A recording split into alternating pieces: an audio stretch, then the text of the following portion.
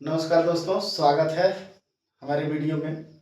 हम लोग विश्व भूगोल के अंतर्गत आज पहले जो है महाद्वीप के बारे में डिस्कस करेंगे। 7 महाद्वीपों में सबसे बड़ा महाद्वीप है एशिया। आज हम लोग एशिया महाद्वीप के बारे में जानने का प्रयास करेंगे। तो सबसे पहली बात, एशिया के बारे में कुछ बातें आप पहले से जान रहे हैं। जैसे एशिया जो है दुनिया का सबसे बड़ा देश है और देश कह रहे हैं, महाद्वीप है और दुनिया का सर्वाधिक जनसंख्या वाला महाद्वीप है। अगर बात की जाए इसके चारों दिशाओं की, तो इसके सबसे उत्तर में रूस देश पड़ता है, या कह सकते हैं एशिया का उत्तरतम देश रूस। एशिया का सबसे पूर्वी देश वो भी रूस का ही जमीन पड़ता है। तो एशिया का सबसे उत्तरी देश और पूर्वी देश भी रूस ही है। एशिया का सबसे दक्षिणी देश देखिए, तो दक्षिणी देश में ये सब बहुत सारे द्वीप आप देखेंगे। ये है आपका इंडोनेशिया। एशिया महाद्वीप का दक्षिणी देश है इंडोनेशिया। और एशिया का सबसे पश्चिमी देश अगर देखा जाए तो यहां पड़ता है तुर्की।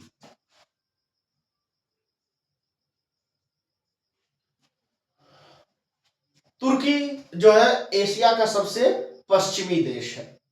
और एशिया का पूर्वी देश रूस, उत्तरी देश रूस और दक्षिणी देश इंडोनेशिया।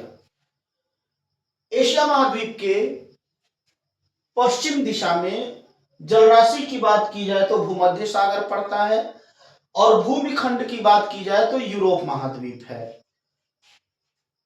ठीक उसी तरह से एशिया महाद्वीप के दक्षिण दिशा में हिंद महासागर जलराशि मौजूद है और इसके पूरब में प्रशांत महासागर जलराशि बड़ी मौजूद है। इसमें देखा जाए तो अगर पूरे दुनिया में जितने भी महाद्वीप हैं उन सभी महाद्वीपों के स्थल भाग को 100% मान लिया जाए तो उस 100% का 30% स्थल भाग जो है एशिया के पास है। और अगर जनसंख्या की बात की जाए तो पूरे दुनिया की जनसंख्या को अगर 100% मान लिया जाए तो दुनिया की 60% जनसंख्या एशिया महाद्वीप पर निवास करती है, जिसमें से दुनिया के 2 सर्वाधिक जनसंख्या वाले देश, number 1 China, number 2 Bharat, Asia महाद्वीप के हिस्से हैं। इसकी पूरब से पश्चिम तक, अगर पूरब से पश्चिम तक लंबाई देखें तो पूरब से पश्चिम तक लंबाई इसकी 9650 किलोमीटर और उत्तर से दक्षिण तक लंबाई देखा जाए तो 6440 किलोमीटर है। एशिया के पास कुल 49 देश मौजूद है। एशिया एक महाद्वीप है और इस महाद्वीप में कुल 49 देश मौजूद हैं, जिनमें से हमारा एक भारत भी है। तो एशिया महाद्वीप बहुत प्राचीनतम सभ्यताओं को भी जन्म दिया है, इसलिए एशिया को सभ्यताओं का पालना कहा जाता है। जैसे प्राचीनतम सभ्यता आप उठा लीजिए तो हमारी हड़प्पा सभ्यता या चीन की सुमेरियन सभ्यता या दजला फरात नदियों के किनारे ईरान इराक में जो पुरानी सभ्यताएं विकसित हुई थी, ये एशिया महाद्वीप के अंतर्गत विकसित हुई। इस वजह से एशिया को जो है सभ्यताओं का पालना भी कहा जाता है। हम लोग इधर से बढ़ते चलते पहले जल राशियों को देख लेते हैं। एशिया महाद्वीप के चारों ओर कौन कौन सी जल राशि मौजूद है, फिर उसके बाद से स्थल भाग में हम लोग इंटर करने का प्रयास करेंगे। तो सबसे पहले देखिए, यह जो हिस्सा आपको दिख रहा है यहां, और अगर आप ग्लोब या मैप देखेंगे, चूंकि ग्लोब या पृथ्वी गोल है, तो यह हिस्सा जो है उधर अमेरिका से जुड़ता है। तो यहां एक जल संधि बनती है जिसका नाम है बेरिंग जल संधि।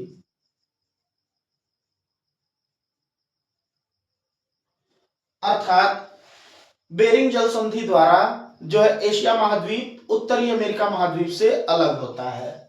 फिर उसके नीचे देखिए, यह आपका एक प्रायद्वीप बन रहा है। इस प्रायद्वीप का नाम है कमचटका प्रायद्वीप। इसका नाम है कमचटका प्रायद्वीप।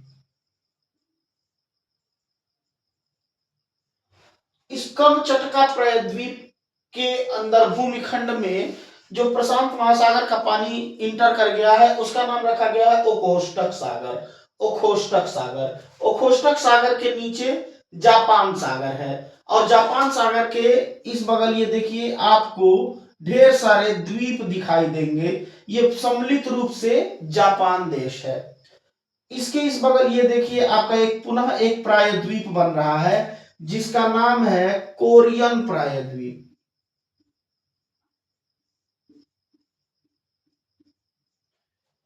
इसी कोरियन प्रायद्वीप में ही उत्तर कोरिया और दक्षिण कोरिया देश मौजूद है।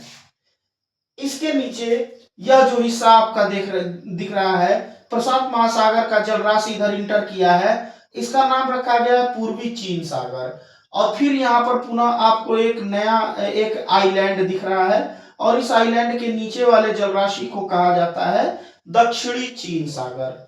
उसके बाद ये सभी जो द्वीप बिखरे हुए हैं ये सभी द्वीप जो है इंडोनेशिया देश के द्वीप हैं और इसके नीचे यहाँ पर जावा सागर मौजूद है और ये बांदा सागर मौजूद है। इसके बाद जब हम इधर इंटर करते हैं तो ये हमारा भारत है। भारत के पश्चिम दिशा में जो सागर बनता है उसका नाम है अरब सागर और पूरब दिशा में जो बनता है उसका नाम है बंगाल की खाड़ी। बंगाल की खाड़ी के जस्ट बगल में यहाँ पर पाया जाता है अंडमान सागर। यहाँ पर मौजूद है अंडमान सागर। अंडमान सागर यहाँ है। फिर इसके बाद अरब सागर आपको बताया। फिर ये देखिए ये हमारा भारत प्रायद्वीप और इसके बाद ये है आपका अरब प्रायद्वीप।